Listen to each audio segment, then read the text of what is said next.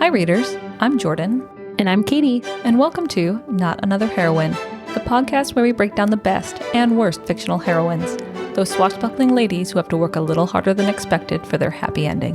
Want to see what's next on our TBR list? Subscribe to us on YouTube or follow us on Instagram for a sneak peek at upcoming content or to help us pick our next book.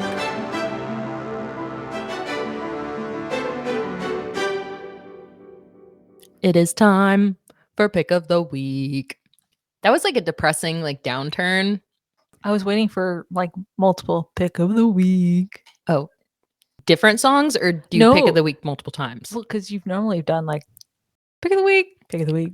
Oh, that is fair. Maybe I'm not feeling it today. I have cheese in my mouth. That's actually the real reason. Let's be real. Well, it is Pick of the Week. It's Pick of the Week, and we are reviewing Son of the Shadows, which is our Pick of the Week. Pick of the Week. Pick of the Week. How many more times can we say Pick of the Week? Is a dolphin a whale? Whale? Yes. Whale? Yeah. Whale? Whale? Whale. Dolphins are whale. This is so chaotic, but I love it. It's our energy. We are just so happy to be reunited and eating cheese together. You should see, we smashed readers, the charcuterie board that we destroyed. Yes, this is second edition of the charcuterie board. We ate the first one. We ate all the good stuff. We ate all the cheese out of it and restocked it. So, oh God, I love cheese. Who doesn't love cheese? If you don't like cheese, people that are lactose intolerant, but they still eat it anyway. I was going to say that because everyone loves cheese. Yeah, even if it destroys you, destroys your soul, kind of like this book did. Oh, this one's sad too. Yeah. I need some happy. Stupid books. Okay, so all right. Are you okay? I 404'd. Yeah. That was so. I don't even know. I feel so judged. She's looking at me eyebrows are skyrocketed. It was a 404 error in her brain. Yeah. I'm gonna go back to my nerd corner. Anyway, I love it. It was just so Jordan looks like a Victorian woman. Think Pride and Prejudice. The blonde hair would be more appropriate in some kind of tea room. And she's like, this 404 error. It's so, your brain just stops for a second. Your brain gets a 404 error when she says stuff like that. It's like she's supposed to say oh dear, I need to practice the pianoforte. That would not even trigger a thought in my brain, but her saying 404 error just immediately everything crashed. It doesn't help that there is a piano behind you. I know. I am looking at your floral curtains in your pink room. Yeah. I'm just roasting the shit out of Jordan right now. I'm so sorry. I feel my face just on fire. I think I'm turning a horrendous shade of red at this point to match the fucking curtains. Yes. It's out of love though. That is that's your character. Okay. Yep. Anyways, this book, it's sad. It's sad. Okay. Son of the Shadows, Juliet Marillier again. We butcher her name every time. Okay. Have we listened to how her name is pronounced? Can you do that? You continue talking and I will find a way. I hope it's because I know it's something like French and there it is again. God, I need to not do that. Can I get it over? I will not do it again. Oh my God. I'm going to lose my shit. I already am. That's fair. Okay. We both fair. are. Yep. Anyway, so Son of the Shadows. She's from New Zealand? Yes. Wow. Mm-hmm. Okay, continue. Sorry. And she was born in 1940 something, right? 49? What? Yeah. Wow. Am I right? 1948. Yes. Okay, also, so one, how did you know that? And two, that's wow. That's a long time ago. I have amazing recall, but only for very weird, certain unneeded facts. That's fair. Yeah. So this is kind of like a book two, but you don't need to have read book one to read this book. So if you were turned off by Daughter of the Forest by any of the trigger warnings we listed, or if it felt just a little too slow, this book moves faster. It is still very hefty. I think it's even longer than Daughter of the Forest. And it is written from the perspective of Saoirse's daughter. Okay, so Google is saying Marillier, and then someone in some comments on Goodreads is saying Marillier. Oh my God. You don't pronounce the L's at all. I don't know anything, and I feel very much like the wild heathen feral child that I am, because I have no idea. Well, you and me both, because Marillier. Marillier? how about we just say Juliet? Yep. Yeah, Juliet. We're on a first name basis. But I mean, she was born in the 40s, so I feel like we need to address her as like, Miss Madam. I have derailed this enough. Juliet, our deepest respects. we love your books. We love your Yes. writing style. Yes. We cannot say your name and we apologize. Yes. Moving on. Yes. Son of the Shadows. It is written from Sorsha's daughter's perspective. So Sorsha and Red have a nice happy ending and they have a family. Oh. They have 3 children. They have, oh my God, what's the daughter's name? The main character. There's 2 daughters. Oh. So there's the eldest daughter who I don't remember her name. Katie's going to look it up for me. And then there are a set of twins, Sean, and the main character's name starts with an L. I think it's Leodin. Who has the gift of the sight. And they don't even talk about a third kid. That's sad. Yeah. Okay. So Neve is the eldest daughter. And she is the pretty standard, typical flamboyant redhead. She's kind of described as like the beautiful child, and the one who gets all the attention and the one who's outgoing and flamboyant and cares about dresses. And because it's written in first person from Leodin's perspective, and she is that's kind of fun. Yeah. And so Leodin is this homebody type. She's very much like Sorsha. And she took a lot of her Sorsha's teachings, like, so she's a healer and she's very empathetic and she's very understanding. So despite this kind of sometimes tenuous relationship with her older sister, Leodin's always very understanding. So Neve will be a bitch and will be like, well, you're just a skinny little nobody and no man will ever want you. And Leodin will be like, I understand that this is coming from a place of insecurities. Damn. So I'm just going to like shut up and listen and then give her some time. That is Leodin as a character. She's this very mature, thought out, empathetic character. And she's very much described as a caregiver and wanting everyone around her to be calm and happy. It's a very unique heroine. And not another Sorsha, because Sorsha was very, despite all the stuff that she does and that happens to her, she kind of comes across as passive, and Leodin is very engaging. So I don't know if Miss Juliet respectfully kind of honed in on her like characterization and styling in book 2, but it flows a little bit faster and you feel more connected to Leodin. And then there is the brother Sean, and then Leodin has that like mental telepathic connection with her twin. Okay, yeah, because they're twins. Yeah. So a lot happens in this book because it's huge. There is Unag, the ghost of Unag. What? And her legacy. 608 pages. Yep. God damn. Yep. Thick. Continues on. Yes, Unag. I feel like if I'm Victorian lady, Katie's like a gangster in disguise. Thick. Yes. So I don't want to spoil too much, but there's a lot of the same kind of like the momentum that you have in Daughter of the Forest, where like lots of things are going on across multiple characters. That's what's going on here. And there's a huge cast of characters. So Finbar makes a reappearance here, and you kind of understand Finbar, and I think he's a little bit more relatable as an adult. So Sorsha and Red and all of the brothers are like in their 30s. So they're like, not old, but like in this setting, they're older. Yeah. And something happens very dramatic and sad and like heart-wrenching with Neve, the elder redheaded sister. Yeah, and that is what kind of triggers everything in the book kicking off. So there is another set of interesting characters that we meet pretty close to the beginning, and they're called it's the Painted Man. And it's a group. And so there has been a like rash of fighting and killing, and like the war with the Britons is still ongoing. And so there is a band of mercenaries called I think it's called the Painted Men, and they're led by the Painted Man or something like that. Creative. Yeah, very.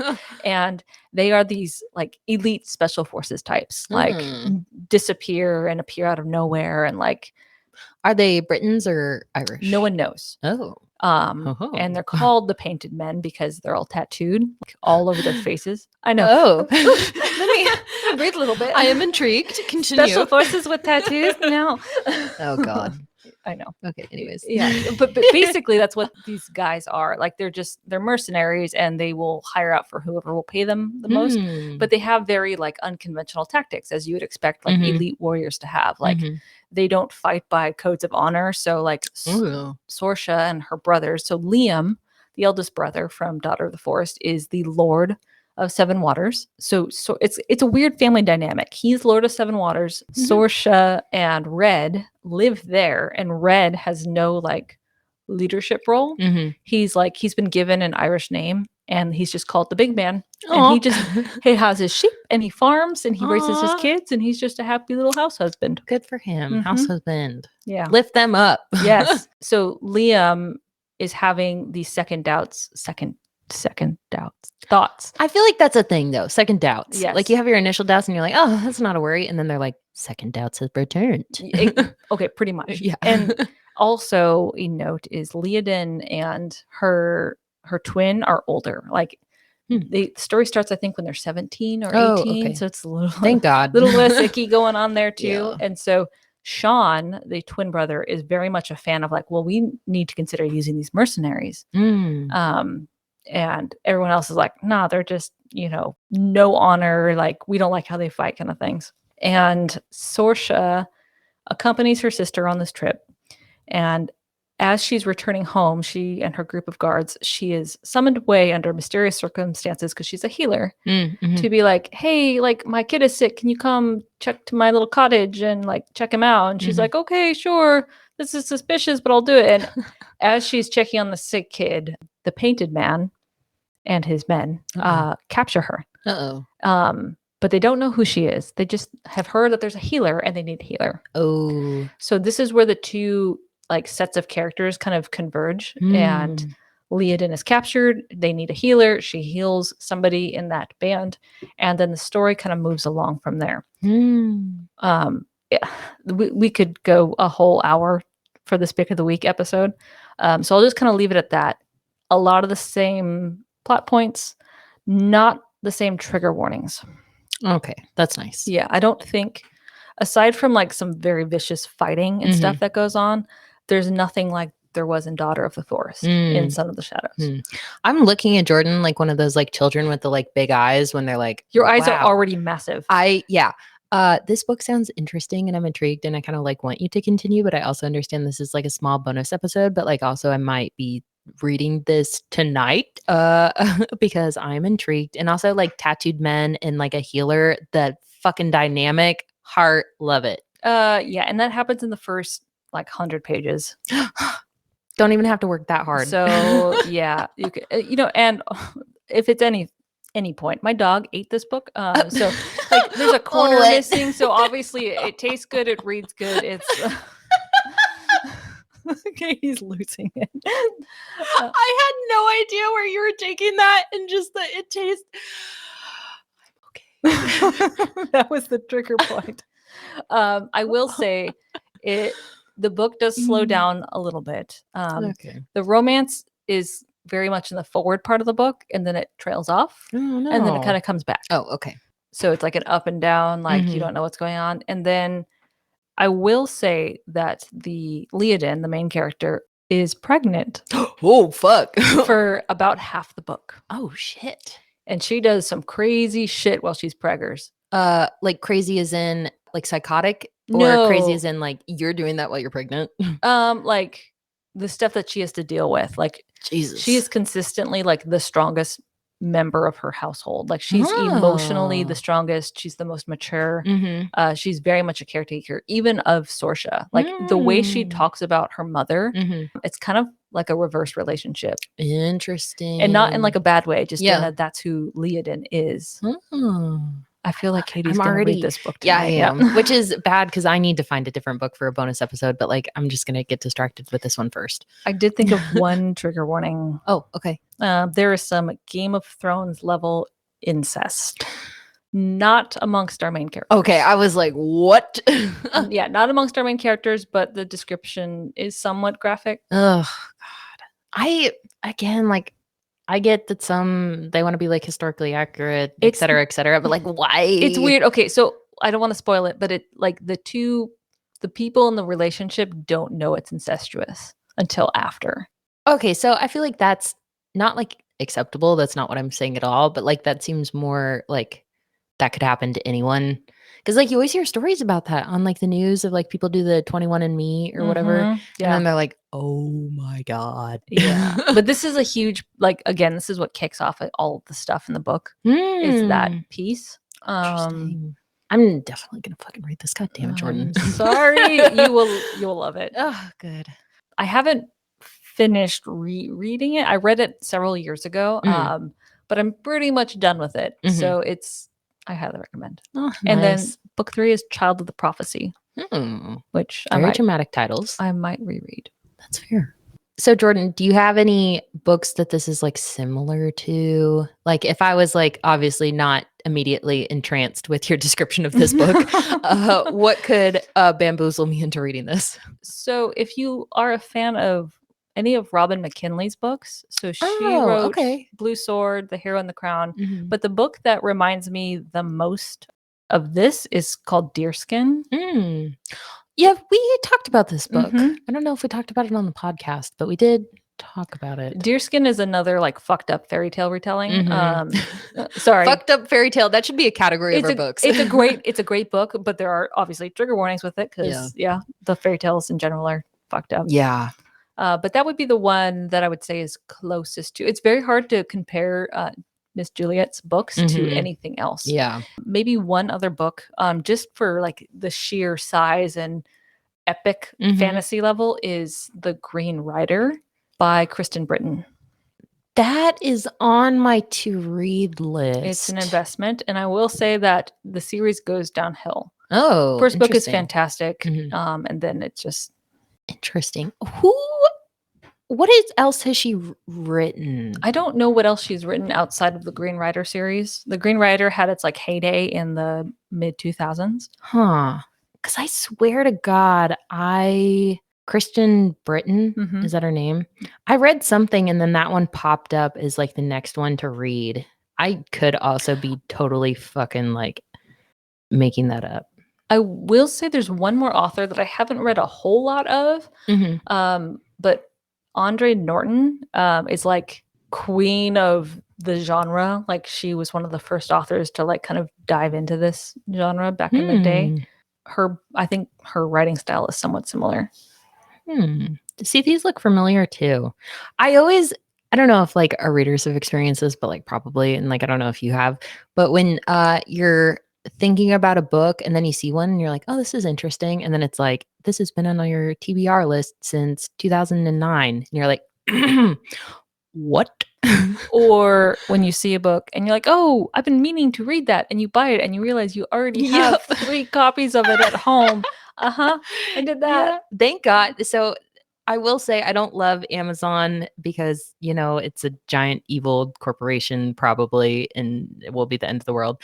But it's really handy when you go to click on a book and it's like, you already have this. Right. Like, oh, thank you, Amazon, because I forgot. I opened my like content and devices and I saw 700 books listed. I'm like, Jesus fucking Christ. Have I been reading that long? Oh my God. Well, I haven't read them all. They're probably like a third of them are DNF. Oh, that's fair. But still. Yeah. Ugh. Yeah. But yeah, that saved my life like 8 or 9 times. I'm like, oh, I have apparently already read this. Thank you. Yeah. I started one on my laptop, like a book catalog, so I could reference it back. Girl, I love that. It's an Excel sheet. I love that. Yep. Little OCD. It's fine. Anyway, that's our pick of the week. Yep. Pick of the week. Thank you for joining us. From Jordan's shelf to yours. That was your cue. I thought you were just ending the episode, and I'm like, that's not how we do things. I was giving Katie the eyes, like eye daggers across the table. It's your turn to say something. We'll see you. I am slow. Yes, from Jordan's shelf to yours. We'll see you on the next page.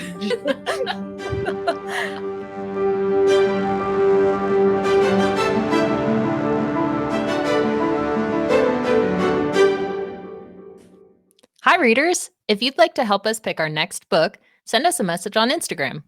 Or if you'd like to just listen, we post new episodes every Monday on Spotify, Amazon, or Apple Music. Thanks for listening.